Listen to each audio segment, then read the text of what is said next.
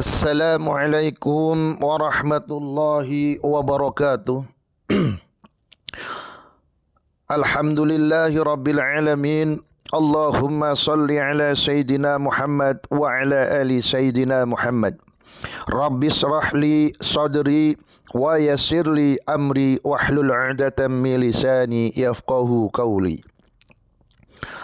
Para muslimin dan muslimat rahimakumullah. Para pecinta ngaji online yang dirahmati Allah Subhanahu wa ta'ala. Ada 3 cara bagaimana supaya hati kita bisa menjadi tenang.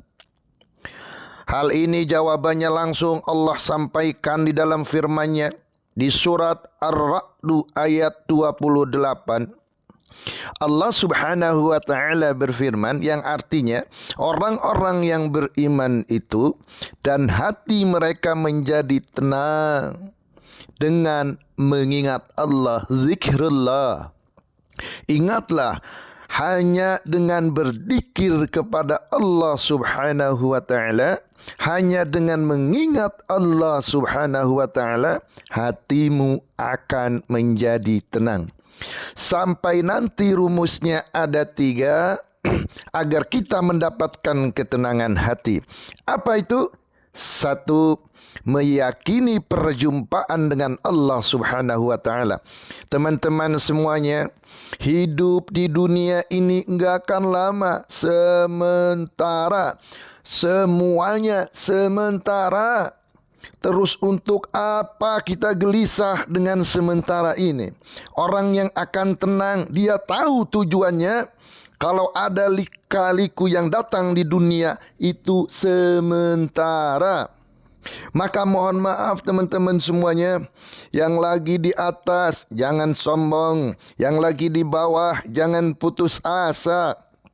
Senanglah sekedarnya, sedihlah sewajarnya. Kenapa? Karena hidup ini hanya sementara.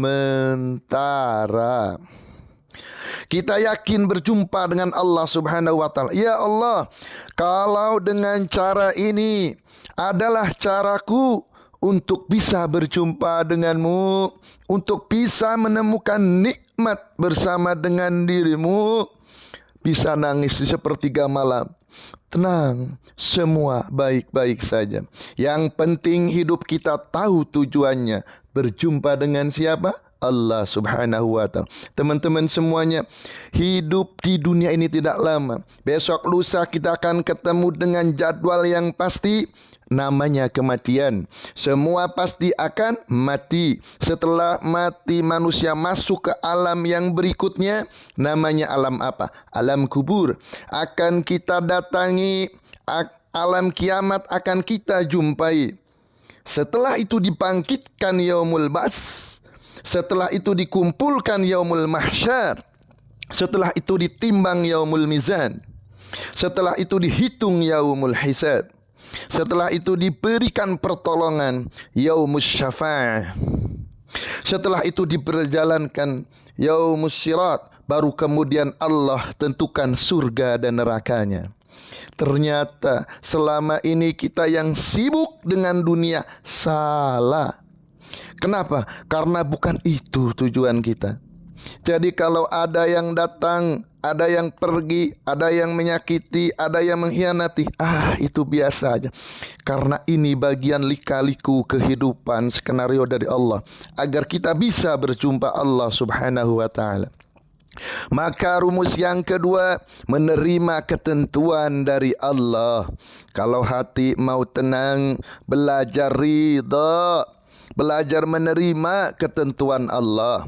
Coba, saya mau tanya, kita punya keinginan, Allah punya keinginan. Keinginan siapa yang paling baik? Kita punya mau, Allah punya mau. Kemauan siapa yang paling baik?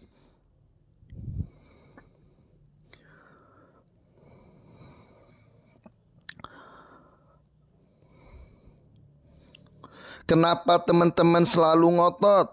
Harus sesuai dengan apa yang kita mau. Karena sebenarnya mohon izin, yang kadang Allah itu tidak memberi apa apa yang kita inginkan, tapi Allah memberi apa yang kita butuhkan. Maka teman-teman jangan ngerasa, kenapa aku minta begini tapi yang datang begitu. Boleh jadi Allah lebih tahu mana yang terbaik untuk kita. Ingat ya teman-teman semuanya, kalau kita minta sesuatu dan ternyata hasilnya enggak sesuai dengan maunya kita, boleh jadi itu adalah cara Allah menyelamatkan kita dari sesuatu yang enggak baik untuk kita. Kadang kegagalanmu pada suatu hal, itu adalah cara Allah untuk menyelamatkanmu pada sesuatu yang tidak baik untuk hidupmu. Allah Maha Tahu, Allah lebih tahu, kita tidak tahu. Kita ngerasa enggak harusnya begini. Kata siapa? Allah lebih tahu mana yang terbaik untuk kita. Tugasmu itu bukan mendikte. Tugasmu itu bukan memaksa Allah. Tugasmu itu hanya minta sama Allah mana yang terbaik. Kata Imam Ali bin Abi Thalib, ketika doaku dikabulkan, aku bahagia. Tapi ketika doaku tidak dikabulkan, aku lebih bahagia. Kok bisa? Karena saat doaku dikabulkan, berarti Allah memberi apa yang aku mau. Tapi saat doaku belum dikabulkan, berarti Allah memberi apa yang Allah mau. Kata Umar bin Khattab radhiyallahu anhu, aku tidak peduli tentang sesuatu yang menyenangkanku atau yang menyedihkanku. Kenapa? Karena aku tidak tahu mana yang terbaik dalam pandangan Allah Subhanahu wa taala. Boleh jadi kamu membenci sesuatu padahal itu baik bagimu. Boleh jadi kamu menyukai sesuatu padahal itu buruk bagimu. Maka ketenangan hati akan didapatkan kalau kita ridho dengan ketentuan Allah. Jadi mulai hari ini, ketika kita mendapatkan sesuatu yang enggak sesuai, kita katakan, ya Allah, terima kasih. Karena engkau lebih tahu mana yang terbaik untukku. Bukan Allah tak mendengar doamu. Bukan Allah tak menyaksikan permintaanmu. Bukan Allah tak tahu permohonanmu. Allah tahu. Tapi Allah tahu juga mana yang terbaik untuk dirimu. Maka tugasmu hanya meminta, hanya berdoa. Biarkan hasilnya Allah yang menentukan. Maka jangan pernah berhenti berdoa. Doa itu seperti payung. Payung itu tidak akan bisa membuat hujan itu berhenti gara-gara payung. Tapi payung bisa melindungi dirimu dari derasnya hujan sehingga enggak nyampe ke tubuhmu. Itulah doa. Doa itu tidak lantas membuat hidupmu enggak ada masalah, enggak. Tapi dengan doa, minimal hatimu akan tenang ketika dilanda dengan masalah.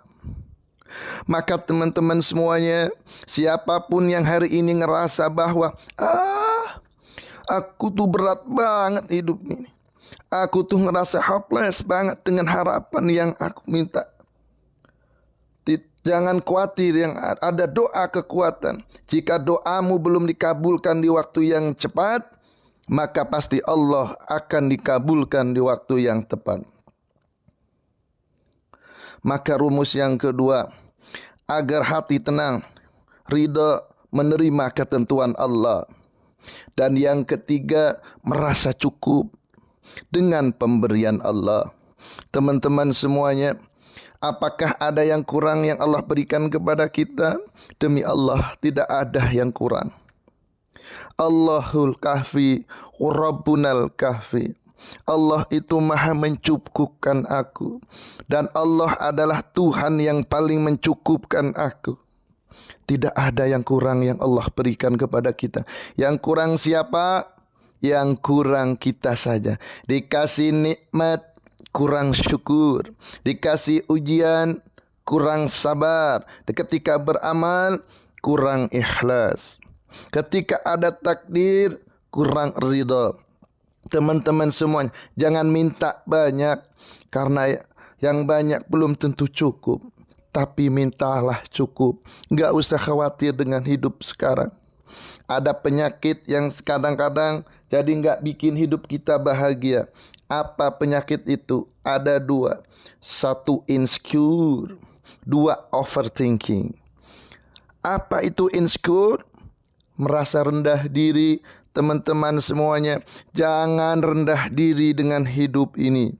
Allah menciptakan kita dengan banyak kelebihan. Fokus dengan kelebihanmu, jangan fokus dengan kekuranganmu. Udahlah, dibikin santai aja hidup, jangan insecure. Dan yang kedua, jangan overthinking. Apa itu? Artinya terlalu banyak memikirkan sesuatu yang tidak harus kita pikirkan. Teman-teman semuanya, kalau mau bahagia, rumusnya don't worry. Apa itu? Jangan terlalu banyak khawatir. Apa yang tidak harus kita khawatirkan? Tolong catat. Satu, jangan khawatir tentang masa lalu. Yang sudah berlalu, biarlah berlalu.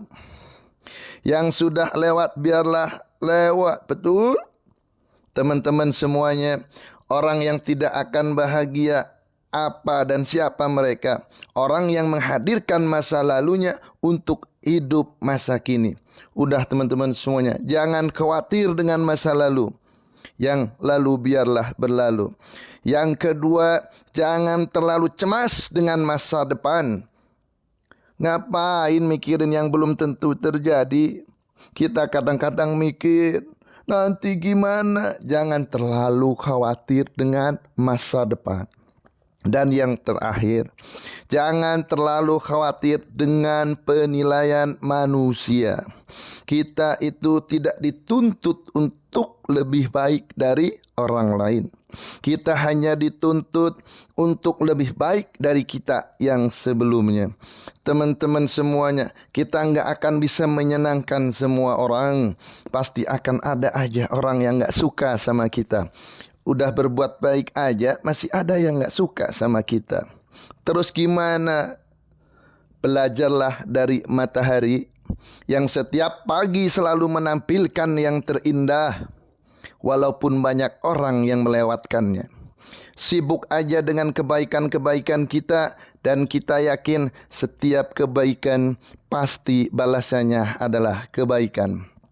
Kalau hati mau tenang, 3 rumusnya. 1, meyakini perjumpaan dengan Allah Subhanahu wa taala. 2, menerima ketentuan dari Allah. 3, merasa cukup dengan pemberian dari Allah. Terima kasih, itulah yang bisa saya sampaikan. Atas kekurangannya saya mohon maaf yang sebesar-besarnya. Wassalamualaikum warahmatullahi wabarakatuh.